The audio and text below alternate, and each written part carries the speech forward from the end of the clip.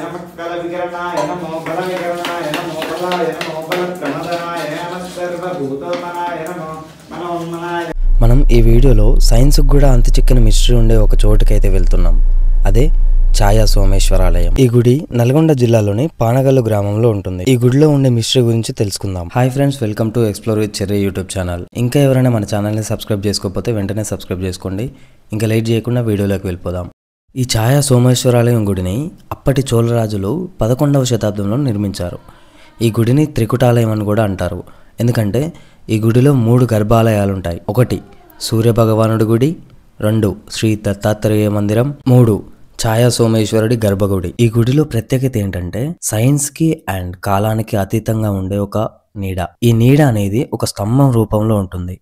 అది పొద్దున, మధ్యాహ్నం, సాయంత్రం అనే తేడా లేకుండా ఒకే ప్లేస్ లో ఉంటుంది. ఆ నీడ అనేది అక్కడ ఉండే పిల్లర్స్ లో దేనిది అనేది అసలు ఎవరికి అర్థం కాదు. ఎల్లప్పుడూ ఆ నీడ శివలింగాన్ని కప్పినట్టు ఉండడం వల్ల ఛాయా సోమేశ్వరుడు అని పేరు వచ్చింది. ఈ గుడి చుట్టూ ఉండే ఉపాలయాలు ఖాళీగా ఉంటాయి అండ్ ఒక దాంట్లో మాత్రమే ఆత్మలింగ రూపంలో శివుడు కొలువై ఉంటాడు.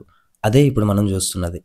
ఈ గుడిలో ఉండే నీడ మిస్టరీని ఎంతో మంది సాల్వ్ చేయడానికి ట్రై చేశారు. బట్ అది సాల్వ్ అవ్వలేదు. కానీ ఒకసారి శేషగాని మనోహర్ గౌడ్ అనే వ్యక్తిని తన ఫ్రెండ్ ఈ ఛాయా సోమేశ్వరాలయానికి తీసుకెళ్లాడు.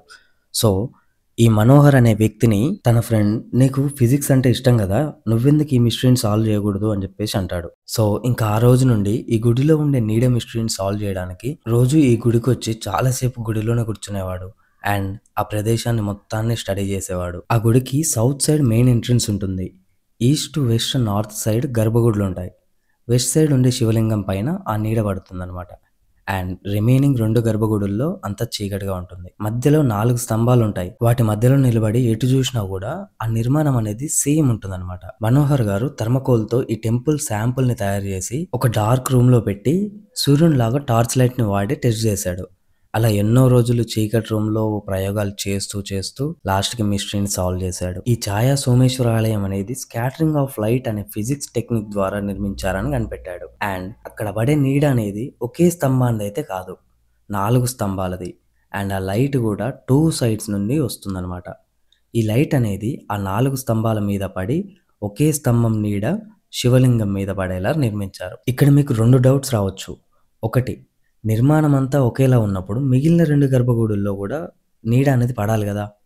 అండ్ 2ది, సన్లైట్ ద్వారా వచ్చే నీడ అయితే కదలాలి కదా. ఎక్స్ప్లెయిన్ చేస్తా వినండి. సో మనకి ఈస్ట్లో సన్ రైజ్ అయ్యి వెస్ట్కి కదులుతాడు సూర్యుడు.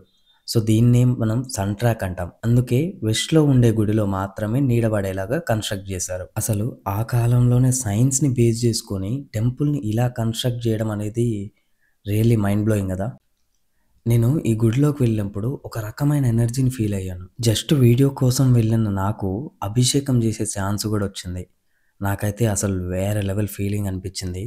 ఈ ఫీలింగ్ అనేది అందరికీ అర్థం కాకపోవచ్చు, బట్ శివభక్తులకు ఖచ్చితంగా అర్థమవుతుంది. ఇంకా ఈ ఛాయా సోమేశ్వరాలయాన్ని ఎవరైనా దర్శించుకోకపోతే వెంటనే వెళ్ళి దర్శించుకోండి. మెయిన్లీ నల్గొండ చుట్టుపక్కల ఉండే వాళ్ళు వెళ్ళకపోతే వెంటనే వెళ్ళండి. ఓం నమః శివాయ. ఇలాంటి వీడియోస్ కోసం మన ఛానల్ని ఇప్పుడే సబ్స్క్రైబ్ చేసుకోండి.